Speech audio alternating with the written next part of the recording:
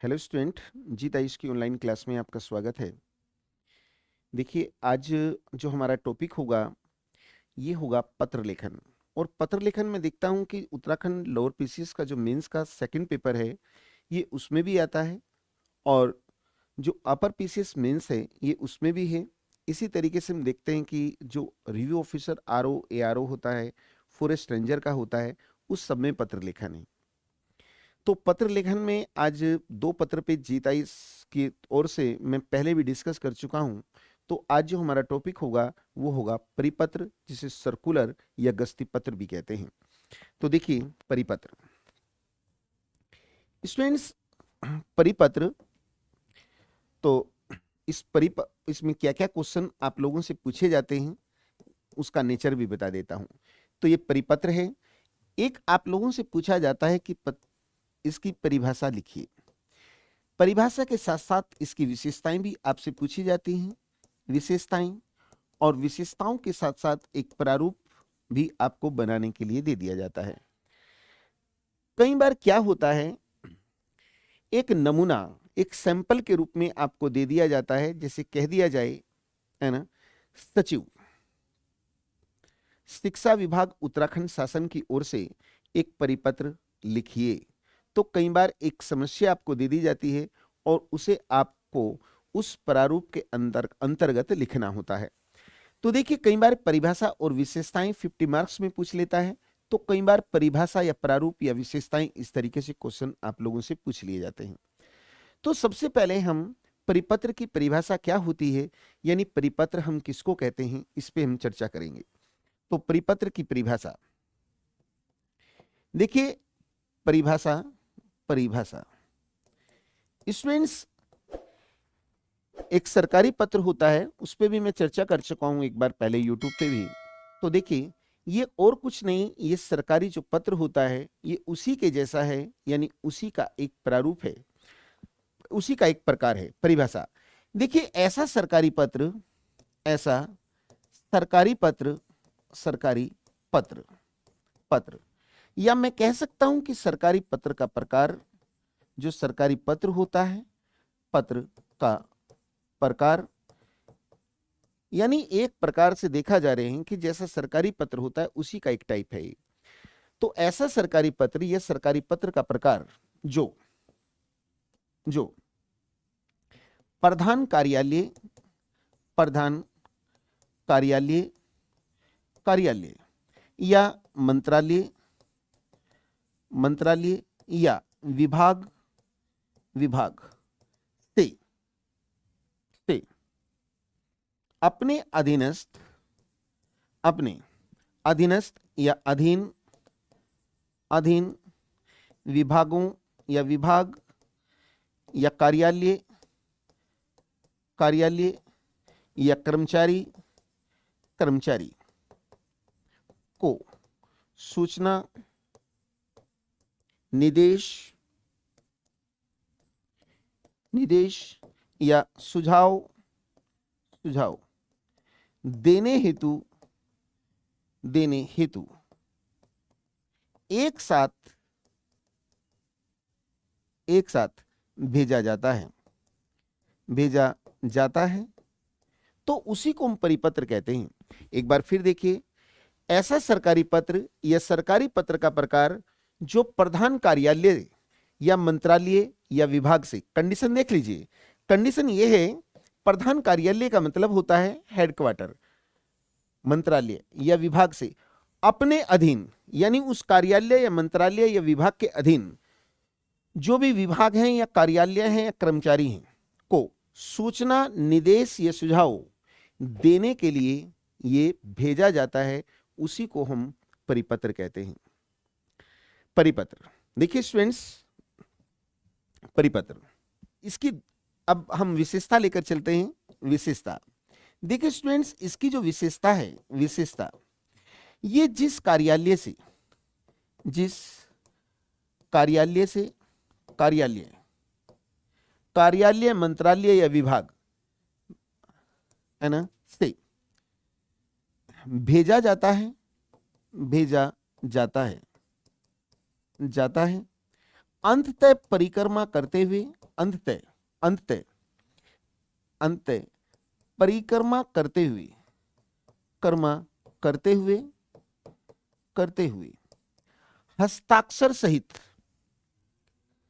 करते हुए हस्ताक्षर सहित, सहित, सहित, पुनः पुनः उसी स्थान पर पहुंच जाता है, उसी स्थान पर पहुंच जाता है, पहुंच जाता है, जाता है। चूंकि उसी स्थान पर पहुंच जाता है तो इसे हम परकर्मित, परकर्मित पत्र भी कहते हैं, पत्र भी कहते हैं। तो स्टूडेंट्स देखिए एक बार फिर, अब ये चूंकि पीडीएफ आपको भेजनी है तो लिखना भी जरूरी था। ये जिस कार्यालय, मंत्रालय, विभाग से चलता है, अंततः परिक्रमा करते हुए, चूंकि ऊपर से नीचे की ओर चल रहा है, ये प्रधान कार्यालय से अधीनस्थ कार्यालयों की ओर जाता है ना, तो ये जहां जहां भी जाएगा उस पर हस्ताक्षर होकर ये अपने उसी कार्यालय या मंत्रालय पहुंच जाता है जहां से ये चला था। तो इसलिए क्या कहते हैं, इसे परकर्मित पत्र भी कहते हैं। अब इसकी नेक्स्ट विशेषता ये है कि इसकी जो भाषा होती है, भाषा, भाषा ये सदैव, सदैव या तो ये राजभाषा में लिखा जाता है, राजभाषा में लिखा जाता है, या तो राजभाषा में, या यानी अथवा राज्य की वैकल्पिक भाषा में लिखा जाता है, उस राज्य की जो वैकल्पिक, उस राज्य की जो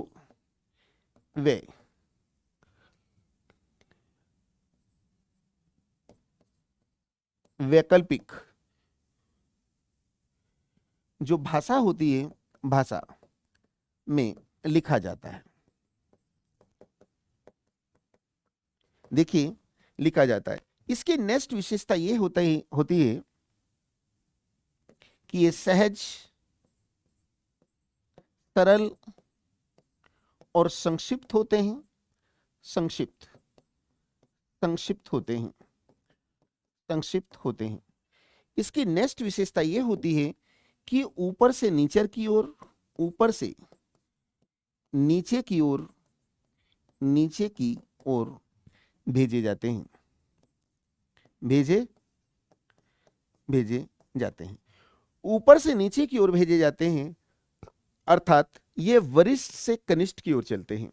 वो मैं पहले इसकी डेफिनेशन में ही बता चुका हूं आपको कि प्रधान कार्यालय से, प्रधान कार्यालय से अधीनस्थ कार्यालय की ओर चलेंगे, अर्थात ऊपर से नीचे की ओर चलते हैं।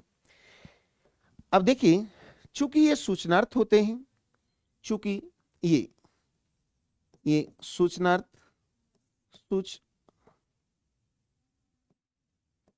सूचनार्थ होते हैं, तो इसलिए इनके जो उत्तर होते हैं, उत्तर अपेक्षित नहीं होते, अपेक्षित नहीं होते हैं। देखिए इनके उत्तर देने जरूरी नहीं होते। देखिए इसमें हम इसकी एक विशेषता यह होती है कि परिपत्र की जो वाक्य शैली होती है, इसकी जो वाक्य शैली होती है, वाक्य शैली, ये विषयानुसार होती है, विषयानुसार होती है, विषयानुसार का मतलब होता है, विषयानुसार इसका विषय क्या है, कैसा है। देखिए ये अनुरोधात्मक हो, अनुरोधात्मक हो सकती है, ठीक। इसके साथ साथ सुझावात्मक हो सकती है, इसकी एक विशेषता यह होती है, स्टूडेंट्स जब ये चलता है ना प्रधान कार्यालय से, है ना, तो इसके साथ एक सादा पृष्ठ नत्थी किया जाता है। देखिए इसके साथ एक सादा जो पृष्ठ होता है, पृष्ठ यानी पेज, नत्थी होता है, जिस पर सभी के हस्ताक्षर होते हैं, जिस पर सभी के हस्ताक्षर होते हैं। हस्ताक्षर होते हैं। चूंकि ये जिस प्रधान कार्यालय से चलता है, परिक्रमा करते हुए वहीं पर पहुंचेगा, है ना। तो इस पर एक जो इसके साथ सादा प्रस्थ जो नथी होता है, ये जिस जिस कार्यालय में जाएगा तो उस कार्यालय के हस्ताक्षर इस पर होते हैं, जो इस चीज का प्रमाण होता है कि वहां तक इससे लोग अवगत हो चुके हैं। ठीक। संबोधन, इसमें संबोधन एवं अधोलेख नहीं लिखा जाता है, अधोलेख नहीं होता है। देखिए, इसका जो प्रयोग होता है, प्रयोग जब विषय एक हो,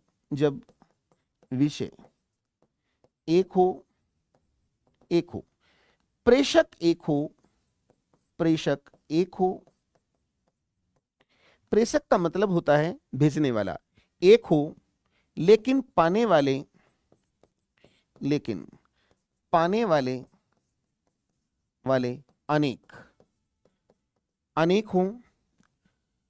अनेक हो, तब इसका प्रयोग किया जाता है। अर्थात जब अधीन या अधीनस्थ कार्यालय या कर्मचारियों को पाने वाले अनेक हों, यानी एक से अधिक कार्यालय या कर्मचारियों को एक साथ अवगत कराना हो,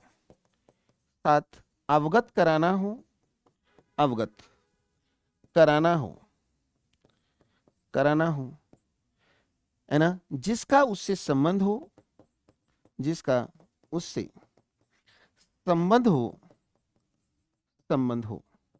तो वहां पर इसका प्रयोग किया जाता है।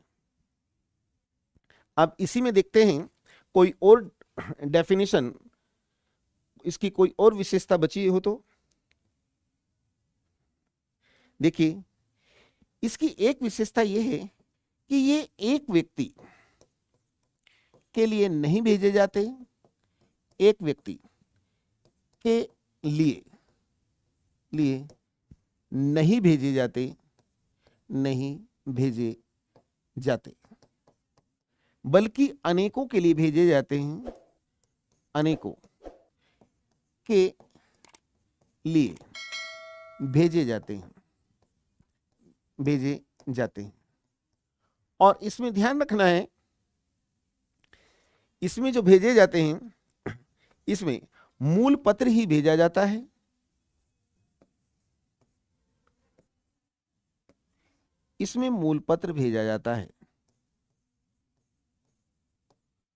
मूल पत्र भेजा जाता है। तो स्टूडेंट्स देखिए, ये इसकी परिभाषा और विशेषताएं हो गई हैं। मैंने जानबूझकर विशेषताएं अधिक लिखवाई हैं। एग्जाम में चूंकि एक दो विशेषताएं अगर हम भूल भी जाएं तो इतनी 6-7 विशेषता तो होनी चाहिए जिससे मार्क्स ना कटे। अब इसका प्रारूप जो होता है, प्रारूप पे भी डिस्कस करेंगे, तो इसका मैं प्रारूप भी बना देता हूं। लेकिन प्रारूप जब आप बनाते हैं तो उसमें ध्यान रखना है कि कौन सी चीज को कहां लिखना है, ये बहुत मायने रखता है, उसमें मिस्टेक बिल्कुल नहीं होनी चाहिए। तो इसके प्रारूप को लेकर चलेंगे। प्रारूप या जब लेटर राइटिंग आप करते हैं तो ध्यान रखिए, वो हमेशा अगर एक ही पेज में आ जाए प्रारूप तो ज्यादा अच्छा रहता है। लेकिन चलो मैं इसकी शुरुआत करता हूं। परिपत्र का प्रारूप हम लेकर चलेंगे। तो सबसे पहले यहां पर जो प्रारूप है, यहां लिखेंगे ठीक बीचों बीच परिपत्र संख्या लिखना होता है हमें, ... फिर इसके नीचे लिखना होता है कार्यालय पता।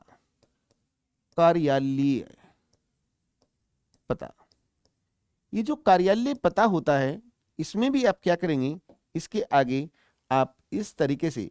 कर देंगे, कार्यालय पता। इतना हो चुका है।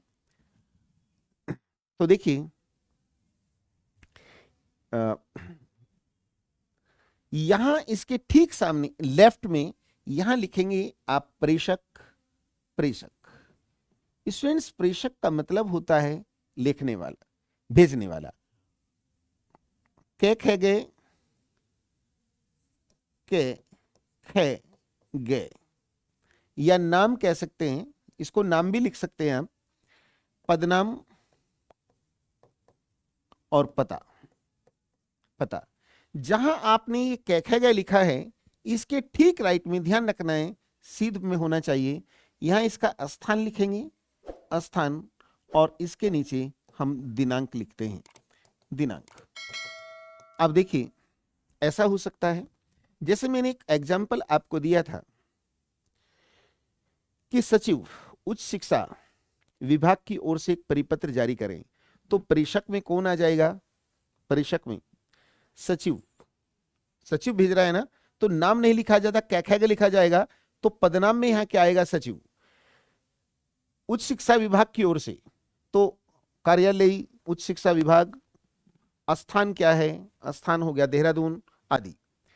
अब देखिए जहां प्रेषक लिखा है, इसके ठीक नीचे ध्यान रखना है, इसके ठीक नीचे यहां लिखेंगे सेवा में, सेवा में। ये कैखा गया था, यहां कुछ अलग हो सकता है, ए, बे और से। इसके नीचे पदनाम आएगा, पदनाम, और पदनाम के नीचे पता आएगा। चलो जी, इतना लिखने के बाद अब आपको लिखना है यहां पर इसका विषय, विषय। इसमें एक विषय लिखना होता है, विषय, और जो भी विषय होगा उसे आप यहां लिख देंगे।